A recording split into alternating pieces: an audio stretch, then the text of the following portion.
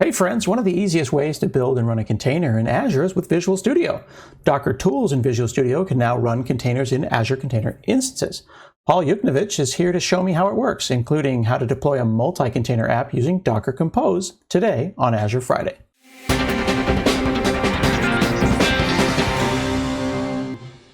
Hey friends, I'm Scott Hanselman and it's Azure Friday. I'm here with Paul Yuck. How are you, sir? Hey, I'm doing really well, just crafting and coding. I appreciate your very, very organized crafting area there, and we're going to be crafting some containers. See how I did that? It's good. It's a good one. Right there. It's good. And you've got a bunch of great demos and a bunch of cool stuff for me, as you always do. We're going to try to understand basically code to cloud with Visual Studio and Docker. Perfect. Yeah, it sounds like a plan. All right. So do you want to just share your screen and dive right into it? And I'll just interrupt, as is my typical way of doing things.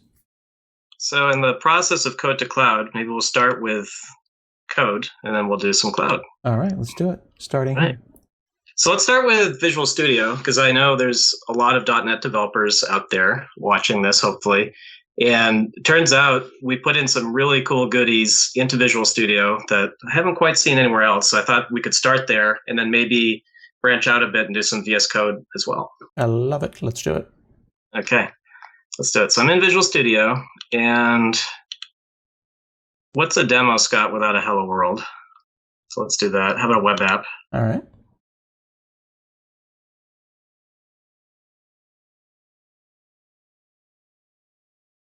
Name. And any .NET app will do at this point. We'll just keep going the web app. Okay, so at this point, the normal thing we do with containers, we want to take our code and then, describe it a little bit. Like we're going to put it in a bag. We're going to describe what's going in. So we're going to build a Docker image. And then at that point, we can put that image all kinds of places, and that'll give us the density, that'll give us the economics, and that'll give us the portability that's just really cool with Docker.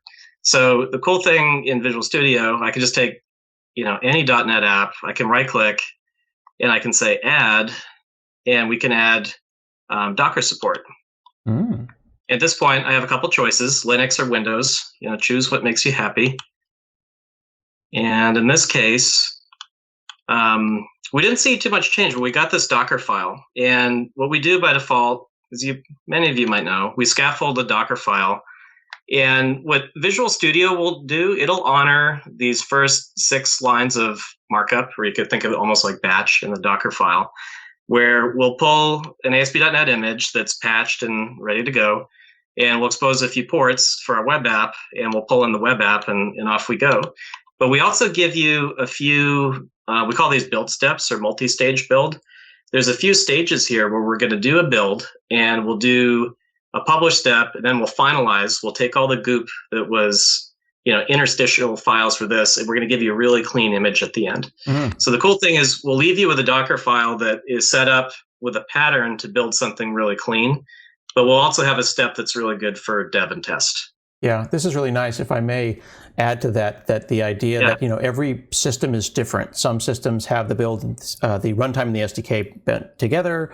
Some systems don't. Node, you'll just go and have Node, and then you'll ship Node. But with .NET, we've got this whole SDK with all the compilers and stuff, but you don't want to ship all the compilers. So what you're saying is that you build in a container and you take the result of that and send it kind of down this pipeline, and it gets smaller and smaller and smaller until you ship just the bits that you need to on the end. So you're giving us a best practice based on the type of application.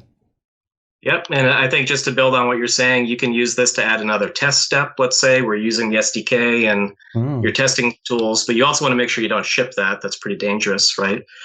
Another thing that you can see we're using the Microsoft Container Registry. So we've cloned some images from Hub, and we've additionally, virus checked, and we've done a number of compliance checks. So this is another best practice. Use one of these registries, or use a private registry where you have a little bit more governance over the image.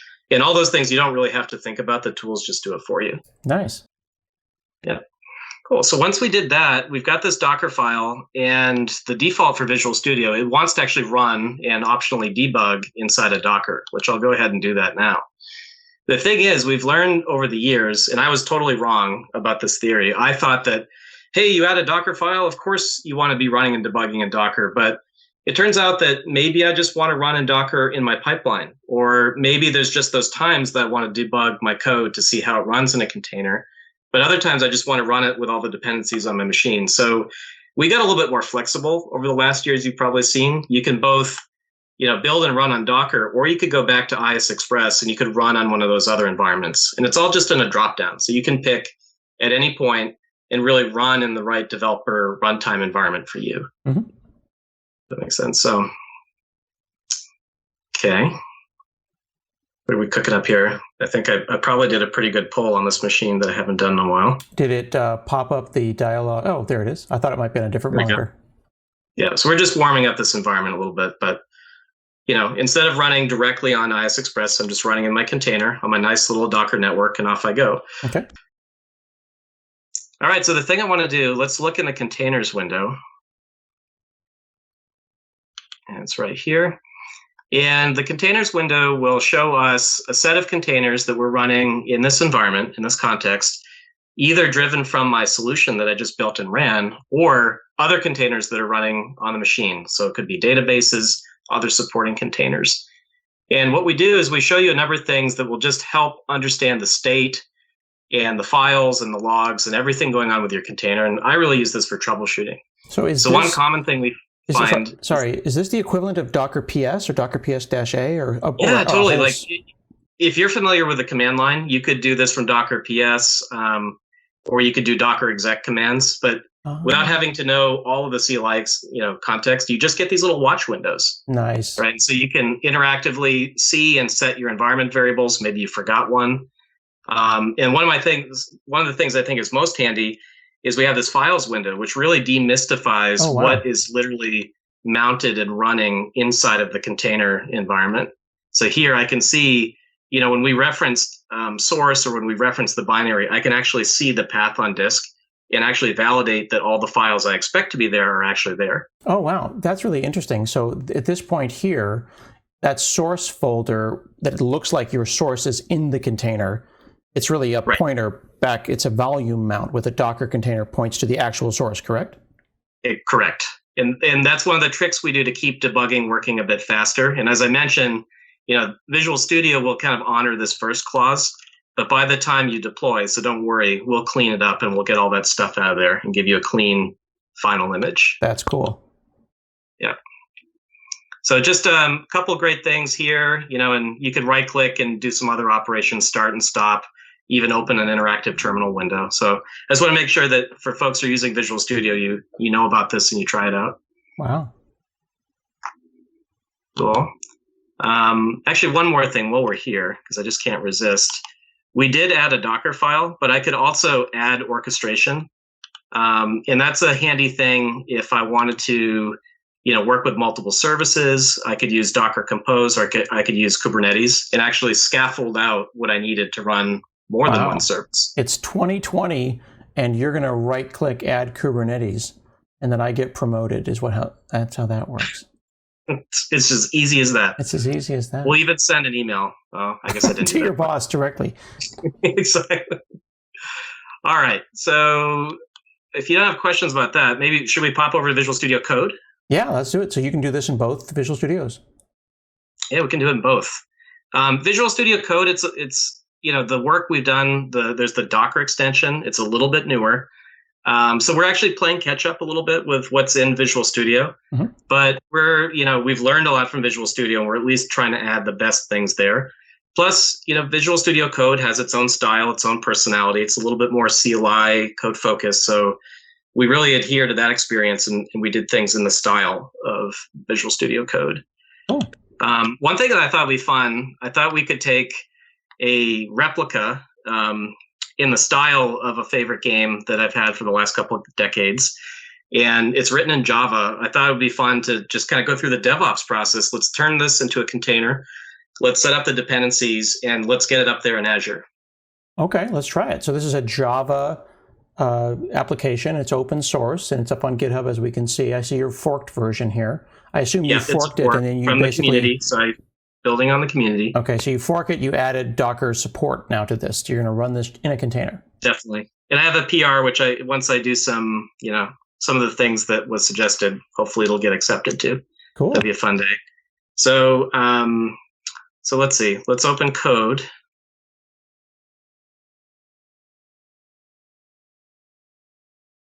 All right. And I have this in a source folder here where I cloned to this machine. The little machine that could. The little machine that could. All right.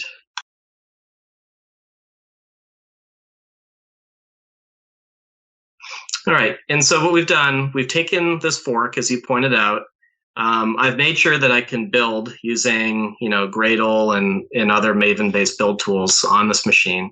So, the first step is make sure that the app itself is running, of course. But after that, we're going to do the process of, Dockerizing it, basically putting it in a container, then getting ready to ship it off to the cloud. So if I use the command palette, and it's telling me I could get Java 11, but I'm going to use Java 8 because that's what this source base is based on. So we're okay there. So let's bring up the command palette. Okay. And when I type in Docker, you can start to see all of the tools we have. And it's a lot of the lifecycle commands you'd expect, start. I can do a push. I can do a build. I can do a debug. I can do a run. A thing that I'll call out is when you're getting started, you can always add Docker files to workspace. And what that'll do, that'll add the Docker file and compose files. And you have a few other options. And it does it in the right way for each language. So that's a great place to start. And it gives you that starting point Docker file. And really, just to demystify that, all it's really going to do is pick the right base image. We set up to run the main build output. And then if you have more dependencies, that's something you just want to copy in or do a wget or do something from the cloud. There's an interesting juxtaposition there, because this is a Docker runtime file in the sense of your Docker file here is going to run the output that you build locally, unlike the .NET one where you were building in Docker, building up a multi-stage pipeline. And that's okay too. You have the choice. That's right. Yeah. In this case, and it is a good juxtaposition. I want to take a live code base, and my only goal here is to do more of the DevOps step of make it run in the cloud. So in this case, I'm really taking more of the binaries that came from another process, and I just want to package them up and ship them. Cool. Right. Okay. So now that I've got this piece running, the next thing I want to do is show off some of the cool tools that we have. So like we saw in Visual Studio, there's a projection of the running containers. We also had a big request to show all of the images that have been brought to your machine, which is kind of like Docker space images, but I can see them all here. And we start to see some of the cloudy things, right? So a best practice is to publish your image with a label into a registry, and then that becomes the thing that we'll pull from in the cloud. So the cloud is pulling from a trusted store, which in this case is your registry. Other things that are kind of important, this is a feature that's a little lesser known, but there's a way to set a Docker context. And the way I think of a Docker context, it is telling your tooling what is the environment, what is the context that all of the Docker commands and all of the Docker pipeline should be running against. So by default, we have a default context, which is just using the hardware of this machine, and it's just running on the Docker desktop and Docker engine that's right there. But what I can do, I have the option to set up multiple contexts, and these could be all kinds of different environments. It could be a shared test server. It could be my dev workspace in the cloud, or any other kind of cloud environment. So we've also made it really easy. I can just create a context on the fly. We'll do this. Yeah, then I'll just pick a resource group, which is kind of like a namespace in the cloud. I like that name, so I'll choose that. And we'll co-locate nearby, so we'll use West US. And what this step is doing is it's actually creating that context in Azure. It was actually really nice and quick. Wow. But now in my subscription, I have a place where whenever I do a Docker run or a compose up, I'm going to be running in the context of that Azure container. In this case, using ACI, which is an Azure Container Instance. And is that already spun up, or have you just made the space for it to spin up? It's more of the second one. It's a space, so the networking is set up, the resource is set up, it's ready to go, but not until you do a Docker run will it actually pull the image and actually start running it, which is kind of similar to how things work locally. And this is really cool because every time I run, I will basically replace the container or the container group that's running there, and it lets me have that tight inner loop, but in the cloud. I see. And then I'm also not charged until it starts running as well, correct? Exactly. Super important in the cloud, right? So I can actually get per second billing thanks to this service. Wow. And I know that when it's not running, I'm not paying. So it's just pay for what you use. Cool. So now that I've set this context, now that I've created this context, I can go ahead and just use it. And I can change context all day long. I can use whichever I want. So it's totally dynamic. And then the command line will honor that. So it's kind of a system-wide setting. But also the tool window, you notice just refreshed, and it's showing a clean slate. So it's kind of like a new clean slate to deploy into in Azure. Nice. So I could do whatever I want. I could have dev test staging. I could have my own personal context. It's up to me what I want a context to mean. Exactly. And I think the environments is a really good example. Sometimes you also want to just try something for yourself, right? So it could be your dev environment up there, or sometimes you want to do like a flight. And so you could, post a slightly different version and try that out. With per second billing, I could make one and just call it a one-off and then delete it and make it go away, right? Absolutely. Cool. In ACI, it's great for dev test and for production, but for these dev test cases, I mean, it's like a no-brainer. It's so easy to use this. Nice. Yeah. All right. So the next step that I want to do is I'd want to build my image and make sure that it's actually kind of published up to the cloud. So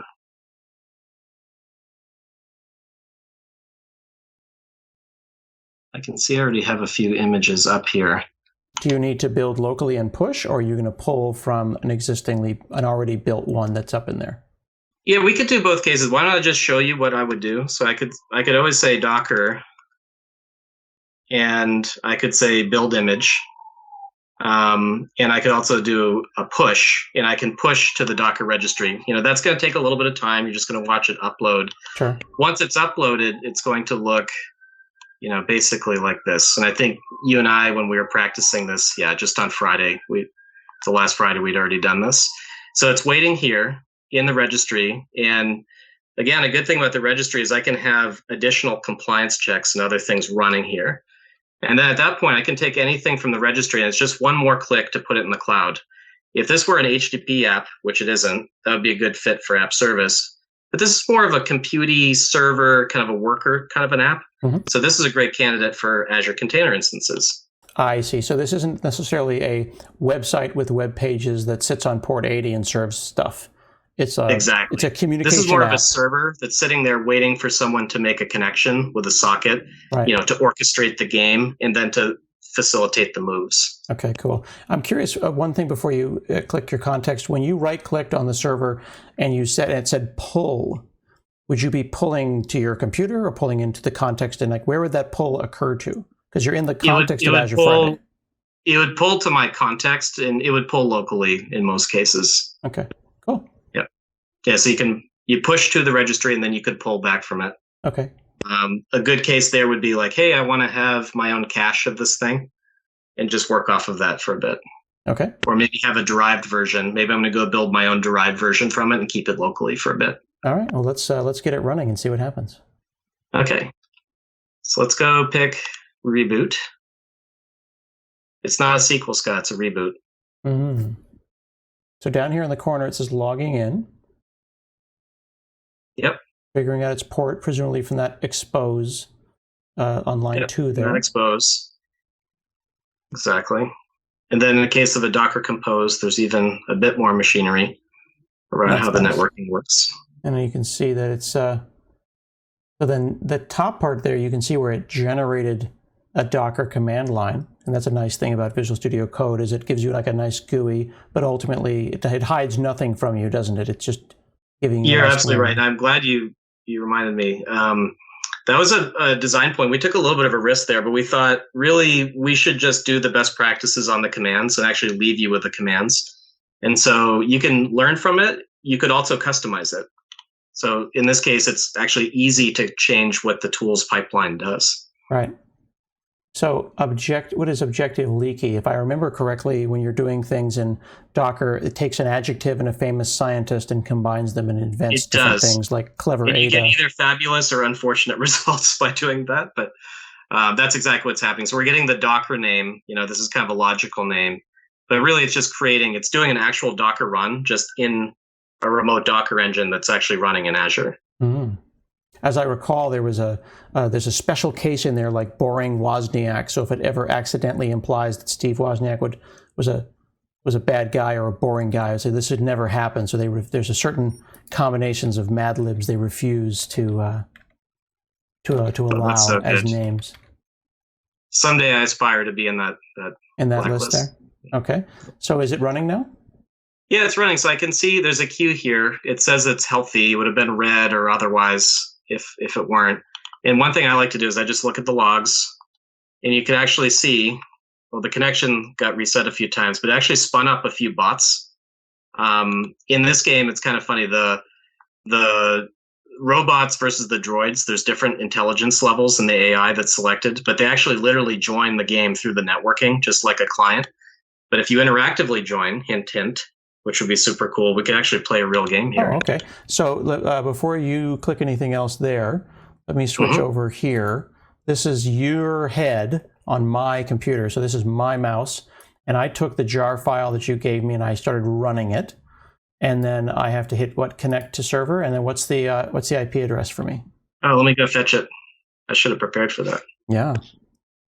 So switching back to your side, you're going to go figure out the IP address. Yep.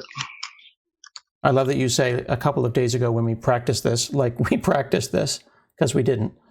You could grab that from the command line or directly from the portal as you're doing right now.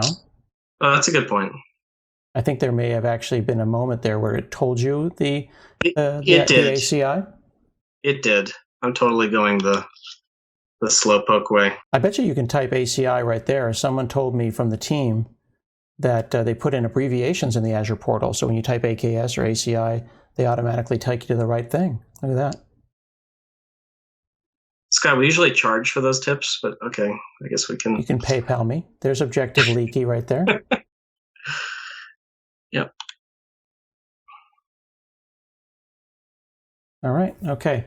So 52.180. It's like a good number, it's like having a good phone number. You say, that's a number I can count on. That's a number I can feel good about. So switching back over to my computer and hitting connect, nickname, Hanselman, new channel, Fancy Pants, join channel.